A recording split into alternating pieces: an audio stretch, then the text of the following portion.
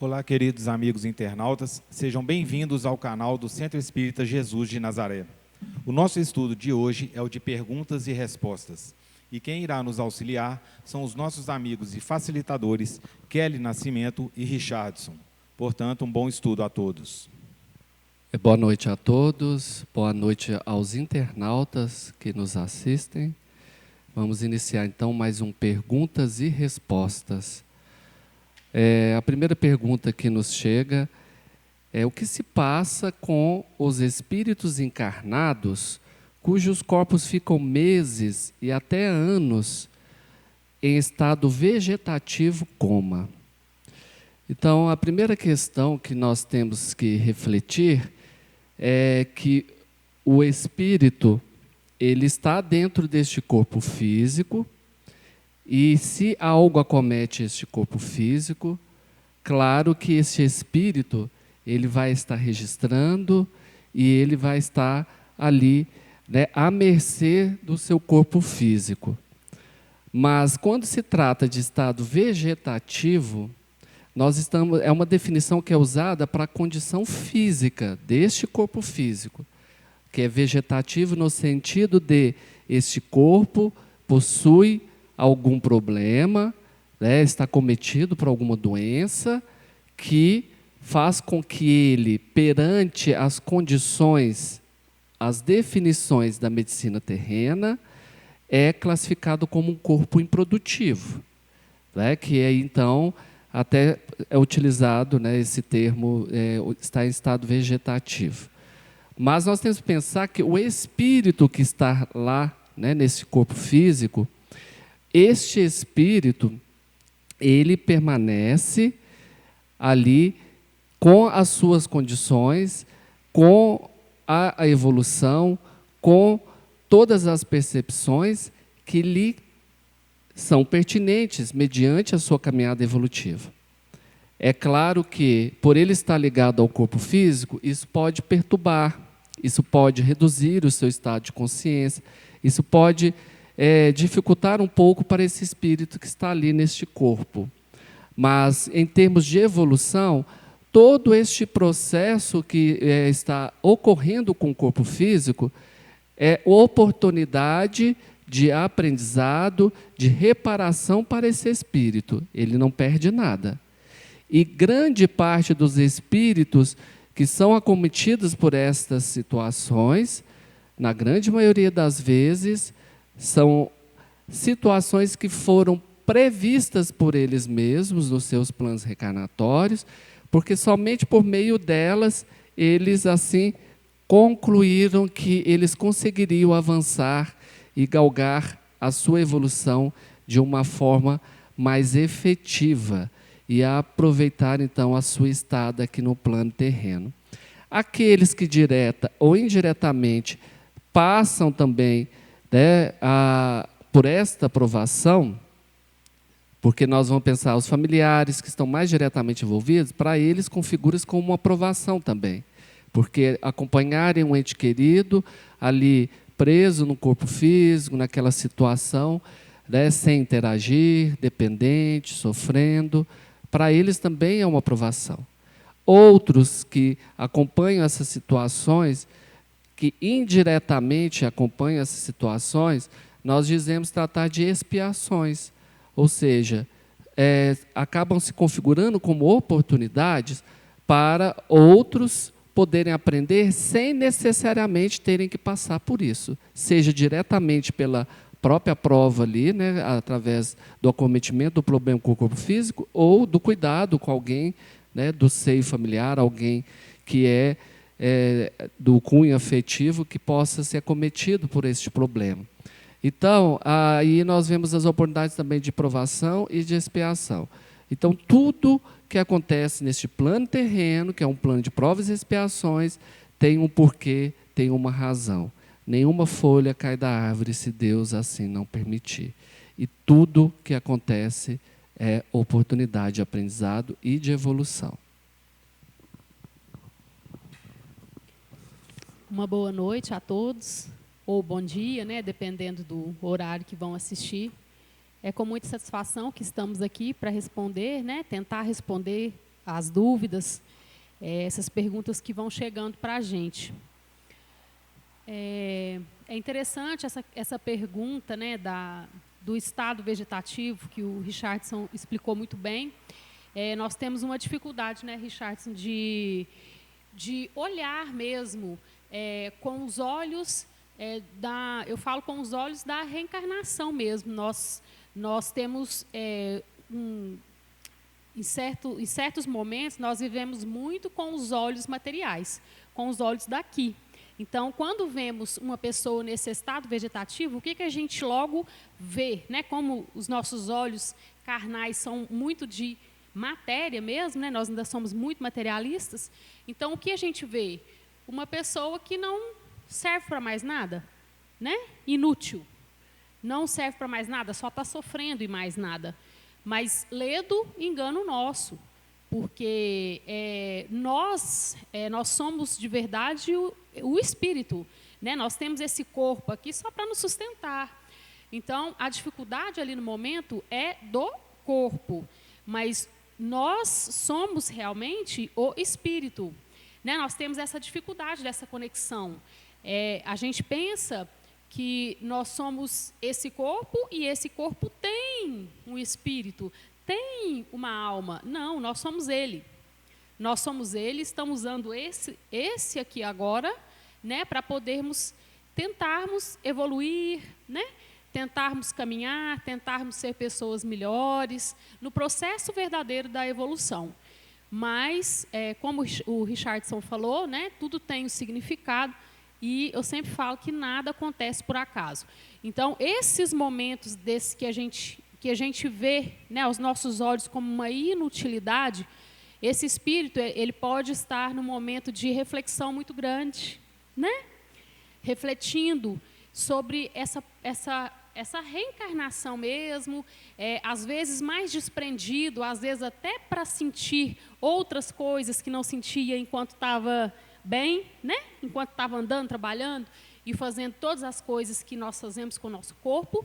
Então, o enlace já não está tão forte mais, né? Então, ele está conseguindo viver ali um pouco mais, na maioria das vezes, um pouco mais do lado espiritual. E, às vezes, né, nós atrapalhamos isso por pensar que poderia ir embora rápido ou alguma coisa do tipo, né? Como se nós que soubéssemos das coisas. Nós não sabemos de nada. Quem sabe é a divindade. Kelly, até oportuno nós aproveitarmos e falarmos da eutanásia. Porque existem países que a eutanásia ela é permitida por lei. O que é eutanásia? Quando uma pessoa se encontra numa situação que não tem cura de uma doença e que pode levar ela a esse dito estado vegetativo, a lei permite que os familiares possam decidir de fazer com que interrompa esse ciclo, provocando a morte do indivíduo, né? Com a justificativa de que está libertando ele da dor. Mas nós temos várias obras espíritas que trazem relatos de espíritos que sofreram eutanásia e que perderam, no exato momento, a maior oportunidade, o aprendizado, o resgate, a reparação que eles precisavam. Então, eles até muito frustrados por pensar que foi uma boa intenção da família, né, querer libertá-lo da determinada dor, mas não era uma dor, era um próprio processo de aprimoramento e de evolução, como você está falando, né? Então, a eutanásia aí, no espiritismo, ela é algo que não é aceito, né, e não é vista aí com bons olhos, principalmente para os espíritos que estão envolvidos nessas provações. E sim cuidarmos, proporcionarmos, né, uma qualidade de vida que seja propícia para aquele indivíduo até que o próprio percurso finalize, né, e que aí ele saia vitorioso. São decisões difíceis, né? A gente, por exemplo, imaginar nós numa situação assim, né, de uma pessoa que a gente ama, que a gente gosta, mas nós temos que ter essa consciência, né, de que nós não escolhemos nada. apesar de termos o nosso livre-arbítrio, né, de podermos escolher, sim, todos os caminhos da nossa vida, e a divindade, né, Deus, Ele nos proporciona isso justamente para o nosso processo evolutivo, mas a gente sabe que o planejamento maior, né, todo o objetivo de estarmos aqui, a missão de cada um, a expiação de cada um, a prova de cada um, lá no fundo, né, essa realmente, assim, para entender toda a história, é só mesmo a divindade. E é só ela, né, que pode tomar essa decisão. Nós também temos o lado oposto, se eu não estiver enganado quanto ao termo, mas eu acredito que seja ortotanásia também, que é quando fica querendo prorrogar, as pessoas não aceitam que a pessoa está falecendo, e aí ficam buscando, né, até na própria ciência médica, através de aparelhos, fazer a prorrogação da vida, forçando a prorrogação da vida da pessoa, sendo que a evolução normal, natural, já é para que ela finde, né, que ela termine. Então, nós também temos o oposto, né? Ora, alguns querem adiantar, acelerar o processo, ora, outros querem prorrogar, né? Não aceito, meu pai falecer, minha mãe falecer, então quero manter ele no CTI por tanto tempo entubado, está lá fazendo hemodiálise, ou seja, quem está respirando por ele é uma máquina, quem está filtrando o sangue dele é uma máquina, quem está alimentando ele são tubos, ou às vezes até ligado a uma nutrição parenteral aqui na própria artéria, ou seja, está vivendo? Esse espírito está vivendo? Não, a gente está prorrogando o sofrimento dele também, não é? Então, é respeitarmos, sim, nós temos que lutar pela vida e preservar a vida, mas respeitarmos também as etapas do ciclo da vida. E a morte é um dia que vale a pena viver, né? Se for uma morte no tempo certo e galgando a evolução necessária. Penso eu, sabe, Richardson, que assim, nós, né, no momento assim, nós temos que, tanto os dois exemplos, né, que a gente está falando aqui, tanto da morte antecipada, quanto aquela que a gente está, né, agarrada, né, no apego, até vai casar com uma pergunta aqui que eu vou fazer agora, né, que é a questão do apego, do desapego. Nós temos também uma maturidade para enxergar a situação. Porque muitas vezes, né, aquela pessoa que a gente diz amar, né, aquela pessoa que a gente diz que é nosso, que é ente querido e que a gente ama e tudo, nós temos, às vezes, por egoísmo nosso, essa dificuldade de enxergar mesmo a situação, não é? De colocar o pé no chão e falar assim, peraí, qual que é a situação do fulano? Então, muitas vezes, nós preferimos colocar um véu, né, na nossa frente e falar, não, vai melhorar e vai sair dessa, e você vai ver, e vai melhorar, e nós vamos rezar, e vai melhorar assim, e Deus vai fazer isso, fazer aquilo. Nós temos que ter o pé no chão. Nós temos que ser realistas. Espera aí, vamos raciocinar. Vamos entender a situação, não é? Fase terminal.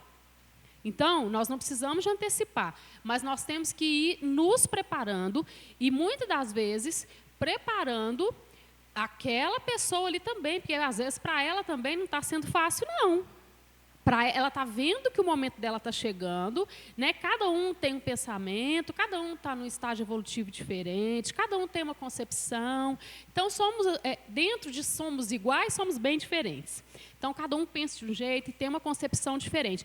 Então, de repente, aquela pessoa que está ali naquela situação, ali, começando o desenlace já, você acalmar, né, a situação, chegar e falar, ô, fulano, pode ficar tranquilo, vamos ficar muito bem, né? Te amamos demais, mas nós sabemos que é só é temporário, né? Isso é maturidade, gente. Não é falsidade, não, né? Porque às vezes sou até com uma falsidade espírita, espírita não tem problema com isso. Tem sim. A saudade é a mesma, a dor é a mesma, de você não ter a pessoa física. A diferença é só que Às vezes o entendimento é maior. Eu vou problematizar mais um pouquinho, que você vai falar do apego aí, e aí eu já vou trazer uma questão que vai de frente. E a doação de órgãos? Porque nós falamos de eutanásia, de ortanásia, né, que eutanásia eu antecipo a morte, ortanásia eu posso prorrogar a vida, entre aspas, mas que não uma vida. E a doação de órgãos? Como que fica? Como é vista pelo Espiritismo? Aí cabe nós colocarmos que a doação de órgãos ela acontece quando é constatada a morte cerebral. Ou seja, o indivíduo, aquele espírito que está ali, a parte principal, né, do corpo, ela já não está mais ligada. Né, esse espírito ele já não está mais ali. Até falando uma curiosidade, nas obras nos trazem que o desencarne ele acontece dos pés para a cabeça. Não sei se você já viu. E tem uma observação até interessante, que quando, né, nós trabalhamos na área da saúde, e quando observamos pacientes que estão em situações graves, se o pé deles cai assim, é um indício de que está ocorrendo já a morte, porque ela acontece dos pés para a cabeça. Por quê? Porque até o último minuto o espírito tem que registrar, aproveitar cada um desses minutos do desencarne, que também é uma oportunidade de aprendizado, como a Kelly está falando. E, então, por isso que o último lugar que vai ser desligado vai ser aqui, né, os liames do próprio chakra mental, que liga esse espírito ao corpo físico, porque quando desliga, acabou. Né, ele já registrou o último ato. E aí, quando ocorre a morte cerebral, que é, né, uma das condições para que haja a doação de órgãos, então nós já pensamos que o espírito já se desligou, né? Ele está só os órgãos físicos que estão ali ainda funcionando, viáveis, e o espírito está preso indiretamente a ele, mas a parte mental ela está desligada. Então, para ele, pouca diferença fará agora em termos de aproveitamento desse desencarne. E agora, se ocorrer a doação de órgãos, quantas vidas ela beneficiará? E isso tudo repercutirá de forma positiva para o espírito, porque ele desencarna, mas a própria morte dele proporciona vida. Então, isso para ele é bônus hora, né? Quando a gente brinca, é mérito. E para a família também, que teve esse desprendimento. Agora, se o espírito, em vida, não manifestava essa intenção, não aceitava, ou a família não aceita, mesmo que ocorra a doação de órgãos, aí nós vemos vários relatos de ocorrer rejeição. Rejeição principalmente porque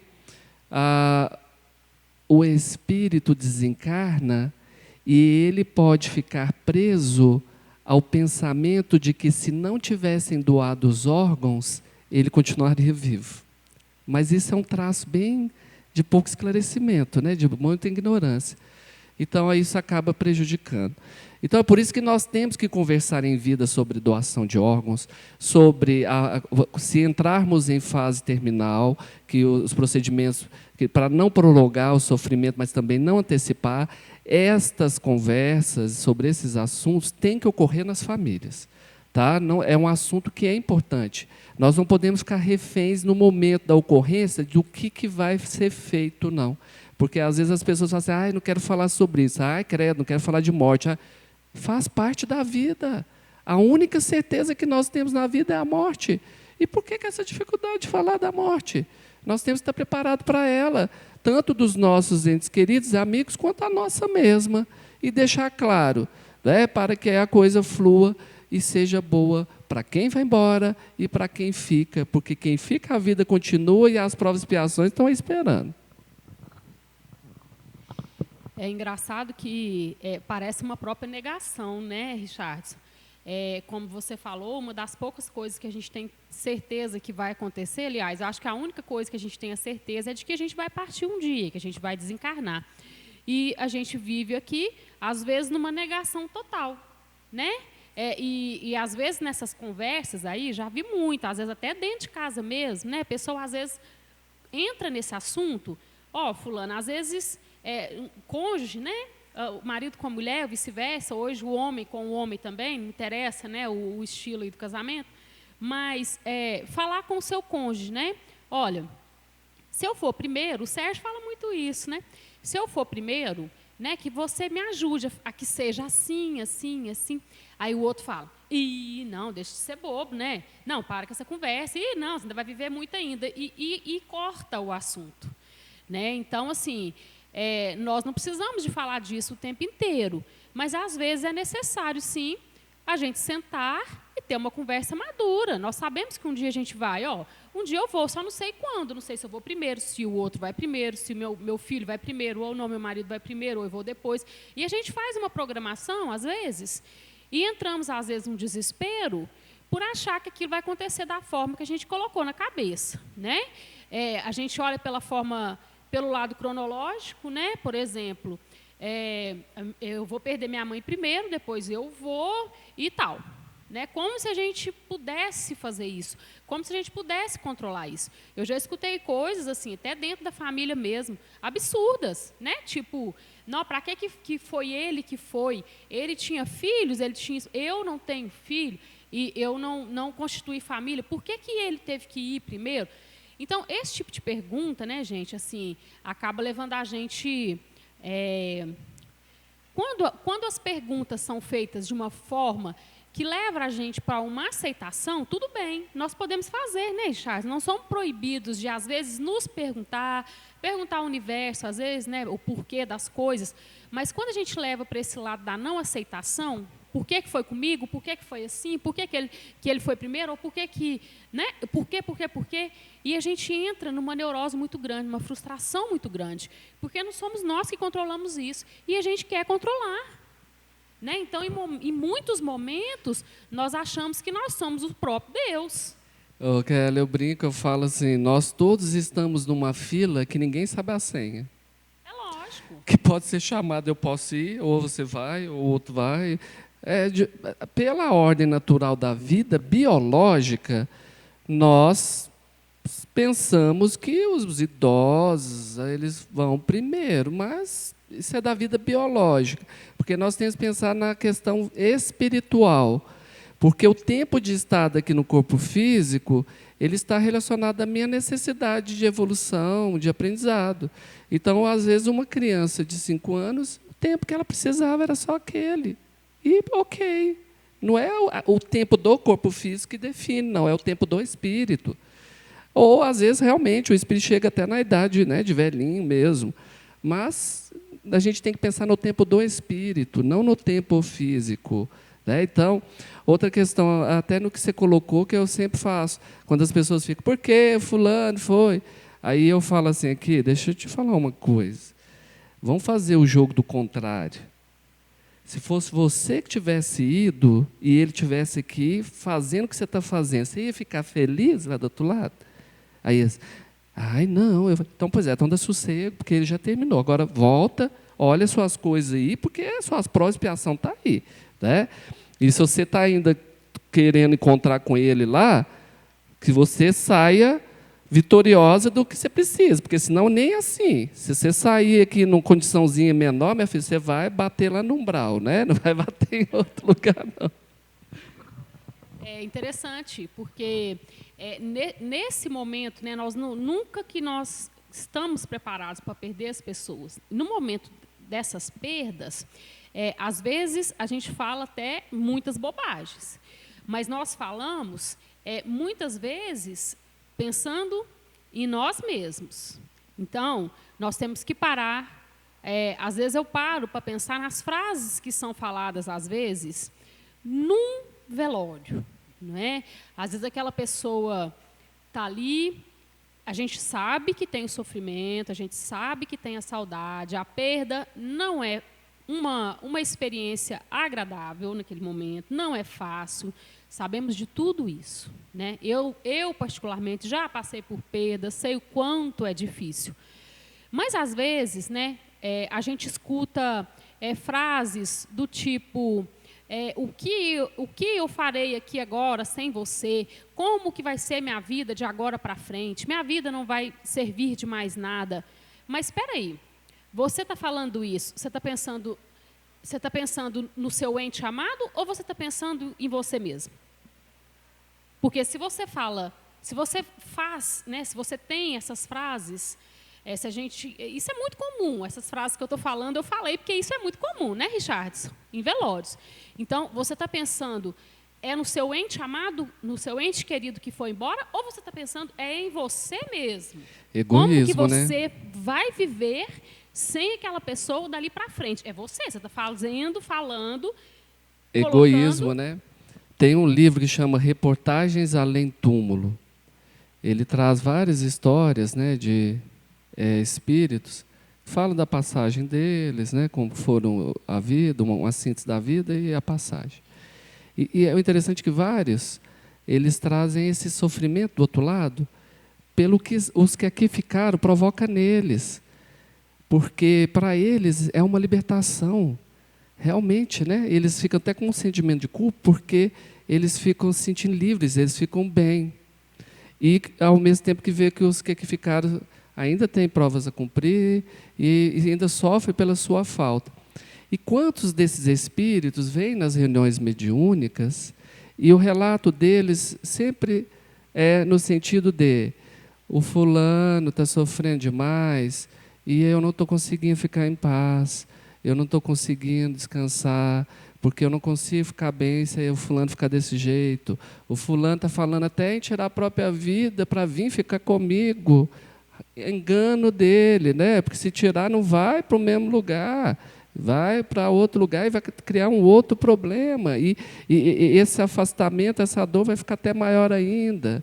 Aí, num desses relatos, se eu não me engano, tem o relato de uma criança que desencarnou e ela chega na reunião mediúnica pedindo ali, implorando para que eles pedissem para a mãe dela parar de chorar. Antes dela falar, a médium vidente, ela relata que um espírito iria se manifestar de uma criança que estava todo molhado. E que a médium não sabia da história, a médium até pensou, será que trata-se de um desencarne por afogamento? E aí, quando o espírito se manifesta, aí ele fala, não, eu estou molhada com as lágrimas da minha mãe que não me deixa em paz. Olha a forma, né, que esse espírito conseguiu demonstrar a interferência que os encarnados, desse dito amor que ela está falando egoísta, provoca no outro. Gente, o verdadeiro amor é aquele que liberta. Para começar, eu até brinco muito e falo com a minha família, se vocês me amam, se eu estiver sofrendo e é o final, me deixa aí, ninguém me prende aqui não, que eu vou ficar bravo demais, que isso para mim não é amor não, ficar me prendendo numa cama, ficar me prendendo em sofrimento, e depois que eu for também, não fica falando que vai deixar a vida, que não vai fazer as coisas por causa de mim, que eu não tenho nada a ver com isso. E aí eu vou ficar mal lá do outro lado, porque eu não vou aceitar vocês falar assim, Charles, mas você vai ter que ir lá ajudar o fulano, porque lá, coitado, desencarnou antes da hora, porque sentiu muito sua falta. Eu vou falar, não vou lá ajudar, não, porque foi ignorância dele. Isso não é amor, não. Não é? Isso prejudica a gente, prejudica o outro. Aí. Não, é amor que liberta, e a vida segue. Ah, mas então a gente não pode sentir falta? Sim. Os espíritos também falam muito isso. Lágrimas de saudade, elas caem sobre eles como pétalas de luz. Olha que bonito. Agora, lágrimas de revolta, de tristeza, elas se apresentam para eles como uma densa tempestade. Só para exemplificar, em termos vibracionais, o que eles sentem de lá. Então, a nossa responsabilidade. Então, é o que a Kelly está falando, precisamos trabalhar o desapego. Né? Quem ama, realmente liberta, é um amor livre. Não é amor de põe na gaiola e fica trancado, não, porque isso aí é posse, é possessão, obsessão. Aí vira obsessão de encarnado com desencarnado. Porque a gente tem as obsessões de desencarnado com encarnado, mas tem de encarnado com desencarnado também. E eu não quero ninguém me obsediando, pelo amor de Deus, senão eu que vou virar obsessor, dos piores que for.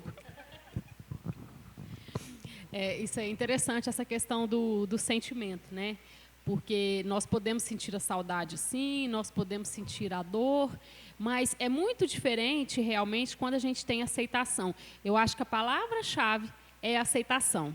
Quando a gente aceita, nós conseguimos até, de repente, fazer uma prece, né, para essa pessoa, para esse ente amado, para que ele siga o seu caminho numa boa, para que ele siga tranquilo, para que ele seja ajudado se precisar, para que ele ajude se tiver alguém do lado para ajudar, né, para que ele siga a sua luz, que todos nós temos, né, e do lado de lá, às vezes, é até mais fácil de seguir. Então, esse tipo de pensamento realmente é o que vai ajudar. Agora, essa questão, né, que até o Richardson ali comentou, a gente está falando da questão do apego, do desapego. Essa pergunta aqui é bacana, que ela vai completar o que a gente está falando. Tem a pergunta que é o seguinte: as questões familiares, pai, mãe, irmãos, como diferenciar o desapego da indiferença após situações de decepção? Então, aqui, a pergunta deu uma misturada um pouco aqui nas duas coisas, né? Porque desapego é uma coisa, diferença é outra, né? E o desapego, ele não precisa de ser desenvolvido no momento de decepção. Pelo contrário, nós podemos amar, né, o espírito, que seja qualquer tipo de relação, de filho-mãe, mãe-filho, sei lá, de marido e mulher, qualquer tipo de amor, né, que a gente tem aqui nesse planeta, que a gente sabe que no final é tudo a mesma coisa, mas aqui a gente tem essa diferença, estando encarnados, né? E o detalhe que tem que ser observado aí, quando fala de decepção.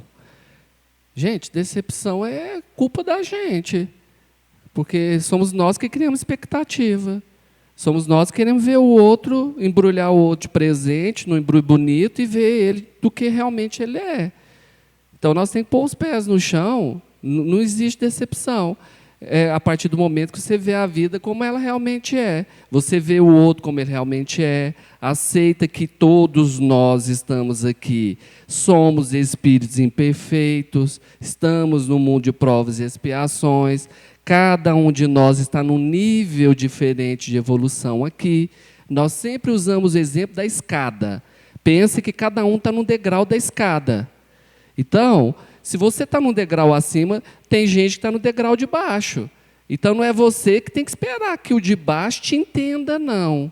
Quem está no degrau de cima, significa que ele já andou um pouco mais, já está mais esclarecido, é ele que tem que entender o de baixo. E aí a gente fica olhando para os outros, igual, né, na pergunta, e pensando que todo mundo vai ser igual a gente. Não estou falando que a gente é bom, não, né? Na cabeça da gente é bom, porque às vezes a gente não presta também, não. Mas fica pensando, fulano vai fazer igual eu faria, ciclano vai ser... Não vai, não. Cada um é de um jeito. Às vezes a gente até esbarra num que pensa um pouco igual, faz igual, mas todo mundo é diferente. Então, falar que há decepção, como fazer desapego. Se você está falando de decepção, então, meu filho, já não é desapego, né? O que se está é com apego. E outro detalhe é a expectativa. Por que está criando expectativa? Começa a ver as pessoas como elas realmente são. E não ficar esperando nada dos outros, concentrar no que é seu. Porque é isso que a gente dá conta. O do outro é do outro. E a maioria das decepções da vida é isso, ficar aí projetando coisas que não dá. Né? E ela pergunta também, Richards, o seguinte: como diferenciar, né, o desapego da indiferença após situações de decepção? Aqui ela já veio com a própria resposta, porque quando você tem uma decepção aqui, o sentido da pergunta dela aqui, você teve uma decepção, então você quer... né?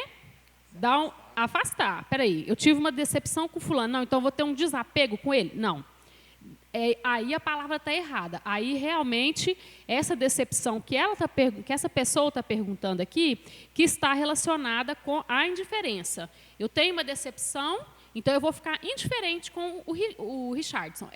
São totalmente diferentes. Punição. Aí, sim, decepção e indiferença. Decepcionei, eu vou ficar indiferente com o Ricardo, ou com o Richardson.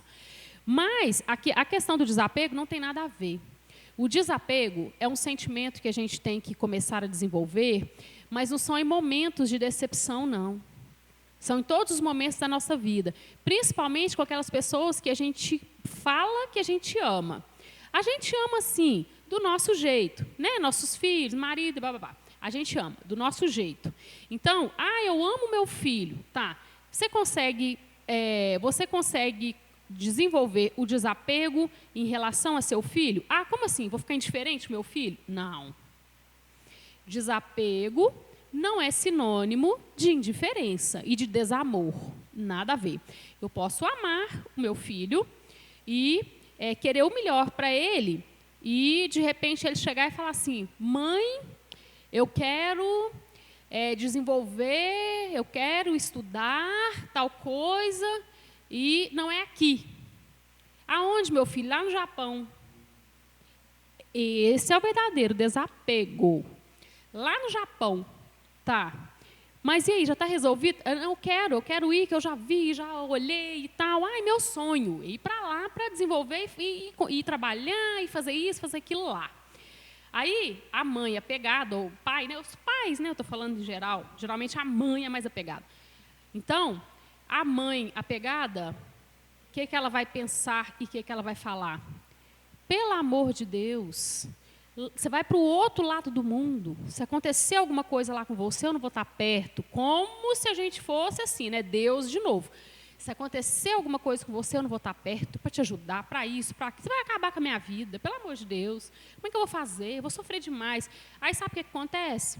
O filho pensa assim, coitado, se eu for lá para o Japão fazer o que eu quero e realizar o meu sonho, minha mãe vai morrer aqui no Divinópolis. Né? Vai ter um infarto aqui, vai morrer e pronto. Acabar com a vida da minha mãe. Aí o que o filho vai fazer? Vou fazer um cursinho aqui mesmo. Né? Vou fazer um cursinho aqui em Divinópolis mesmo.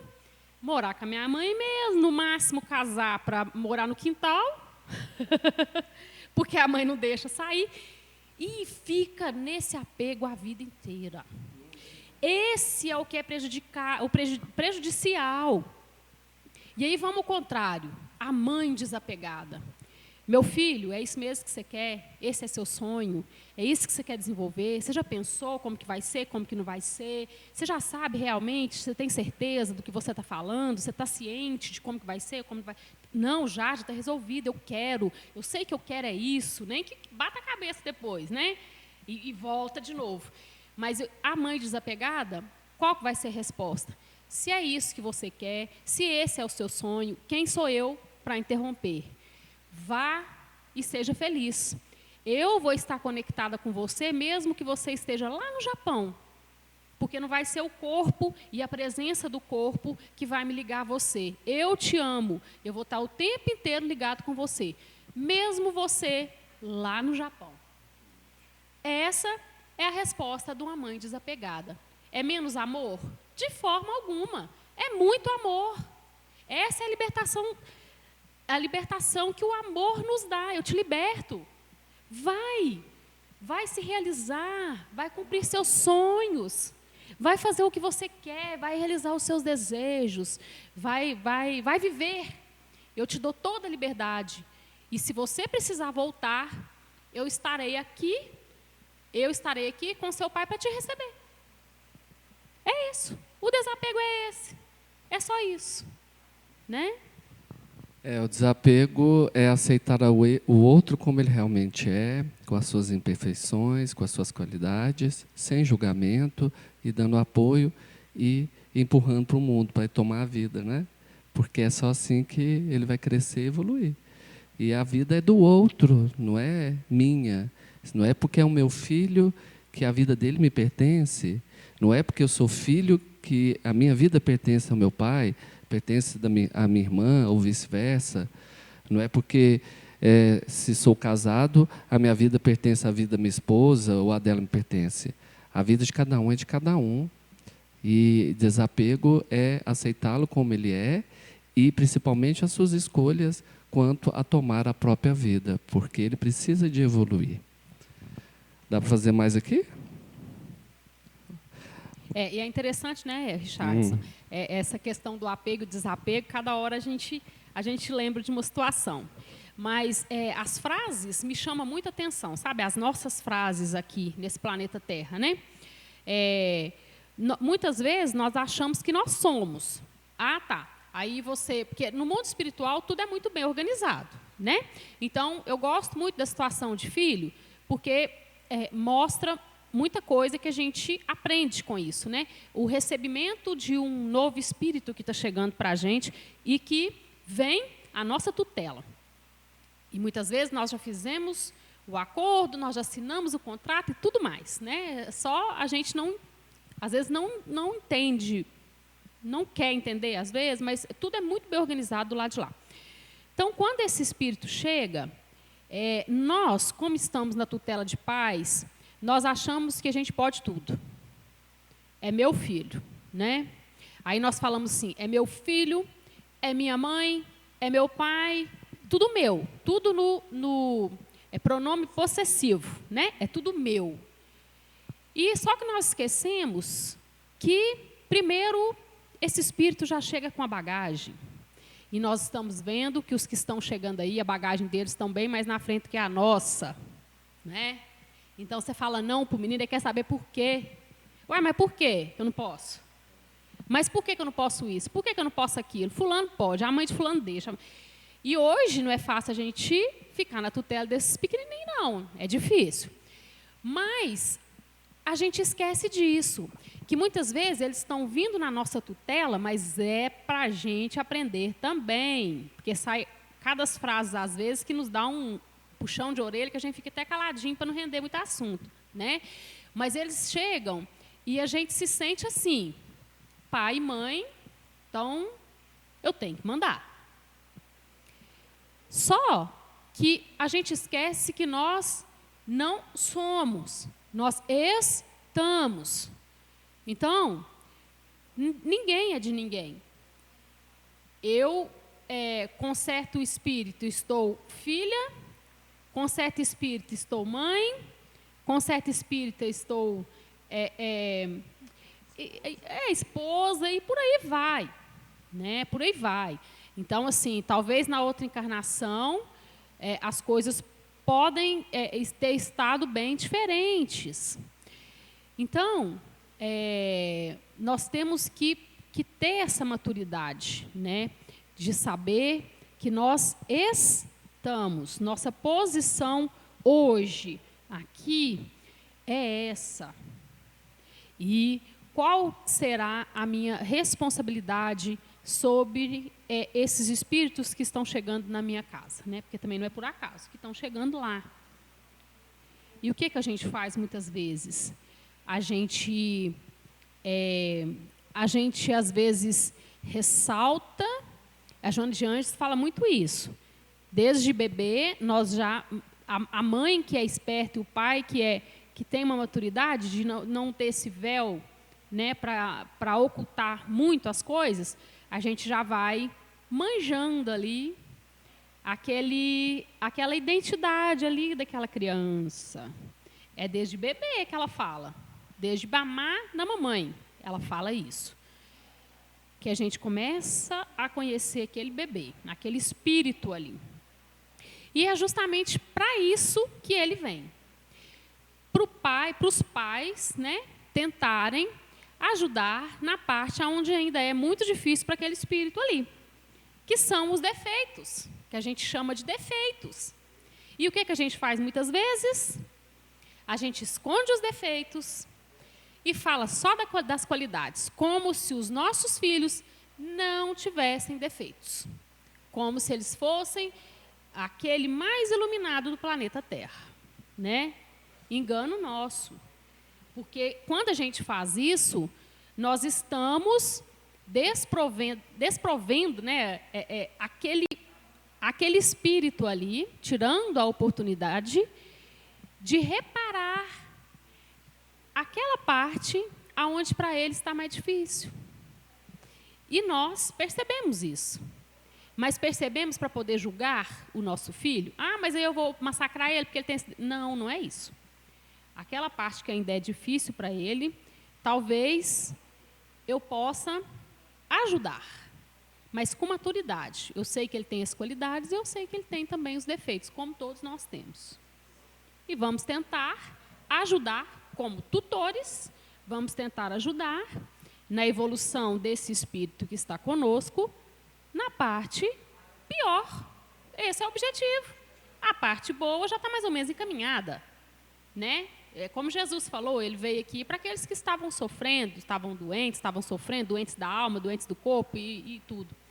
E nós também, com os nossos filhos, deveríamos ser assim, né? Observar a parte que mais precisa. E a gente vê que muitas vezes isso é visto, às vezes, de uma forma distorcida. Por exemplo, aquele filho que dá mais trabalho, né, para a mãe, às vezes é o que é mais falado, é o que é mais visto e é onde a conversa rende mais. Aí vem o outro que já é mais sossegado e fica até com ciúme. Mas por quê? Porque o negócio ali está mais pendente para o lado daquele ali, que é mais custoso, que a gente fala assim, custoso, fulano é custoso. Por quê?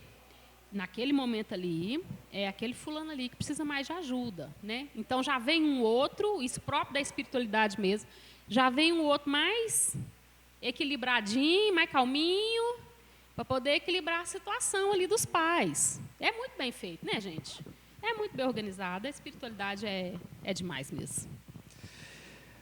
Vamos para uma pergunta aqui de um internauta que nos traz: na Bíblia fala que só existe essa vida e não existe reencarnação. Como acreditar na reencarnação? Verdade. Na Bíblia fala que só existe essa vida. E é verdade, só existe essa vida mesmo. Ao entendermos que nós somos espíritos em experiências humanas e que nós temos esta encarnação, ela é única. Não tem como ela se desdobrar em outra. Quando você está neste corpo físico, é somente esta vida. Agora, quando é colocado lá nas transcrições bíblicas, nós temos que pensar que, para o conhecimento da época, nem tudo, os espíritos que estavam encarnados naquela época, eles tinham condição de entender. É a mesma coisa de nós querermos ensinar para uma criança que está lá no prézinho, na creche, questões, fórmulas de física, fórmulas de matemática, que competem a universitários. Então, se for colocado isso, as crianças que estão lá na creche, elas vão ficar olhando, elas não vão nem entender, nem prestar atenção no que é aquilo.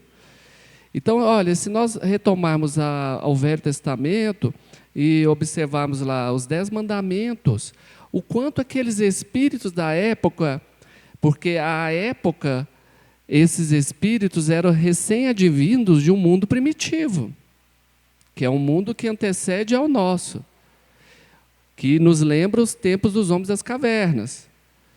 Esses espíritos, a partir do momento que eles alcançaram a condição de reencarnar no mundo de provas e expiações, eles assim o fizeram porque a Terra também se transformara no mundo de provas e expiações. Mas vocês pensam que esses espíritos, em termos de evolução, eles teriam condição de entender tudo? Depois de passar 2000 anos, né, que Jesus veio, nós até não entendemos até hoje muitas coisas que Jesus nos trouxe, nos ensinou. As próprias parábolas, nós descodificamos elas de forma, às vezes, limitada, de forma errada. Então, quando de lá pensaram no tempo dos profetas, vamos lembrar dos 10 mandamentos. Os 10 mandamentos tinham, como leis era honrar o pai e a mãe, não matar, não cobiçar a mulher do outro. Coisas básicas do convívio social. Isso é nítido para nos mostrar o nível de evolução dos espíritos daquela época. Que eram os espíritos que estavam recém-reencarnando no mundo de provas e expiações, e aqui, ao chegarem, eles estavam começando a aprender condutas sociais. Porque aqui nós reencarnamos para evoluir um tripé, que é a inteligência, a moral e o espiritual. Esses espíritos dessa época, eles estavam começando a tentar evoluir a moral. O intelectual era atrasado. O espiritual mais ainda. Olha, avança um pouco, eu estou falando dos 10 mandamentos, mas avança um pouco e chega Jesus, um espírito crístico, fazendo milagres. Por que Jesus tinha que fazer milagre? Porque esses espíritos eram tão ignorantes que se eles não vissem, eles não acreditariam, isso não provocaria neles um desejo de mudança. E mesmo assim, muitos vendo, não mudaram. Então Jesus, quando sai e volta um tempo, eles já estavam com um bezerro de ouro lá dentro do templo, cultivando uma estátua de um bezerro. Então, olha o nível intelectual, espiritual desses aí, que estavam reencarnados nessa época. Aí vocês pensam que ia chegar lá e debulhar tudo para eles, ó, é vida, tem reencarnação, vocês são espíritos de evolução, tem outros mundos. Todo esse conhecimento que está aí, gente, nós temos que sempre refletir que uma informação, por melhor que ela seja, em mãos erradas, ela pode trazer mais mal do que bem. O povo, na época, com Jesus falando por parábolas, e olha esse espírito evoluído como ele era, crucificaram Jesus. Vocês imaginem se tivesse feito uma enxurrada de informação com esses espíritos dessa época, ignorantes como eles eram, eles tinham dizimado a humanidade. Então é a conta-gotas. Sim, na Bíblia, ao que se diz aos transcritos da época e para o conhecimento dos espíritos reencarnados naquela época, sim, existe somente uma vida, porque se eles dessem conta dessa vida, já estava no lucro. Então, para depois, à medida que eles fossem evoluindo, e aqui retornando, como nós somos espíritos dessa época, né, que já retornamos aqui várias vezes, chegarmos ao nível de evolução de ter condições de entender, que é o que acontece na escola. Você aprende primeiro o que é da primeira série, da segunda, até chegar lá no ensino médio, depois entrar para a universidade. Porque se trouxer conhecimento da universidade para você que está lá no ensino fundamental, você não vai nem saber do que está falando. Vai falar, você está falando outra língua? O que você está falando? Ou aquilo ali pode provocar uma confusão tão grande que você não consegue nem aprender o que você precisava ali.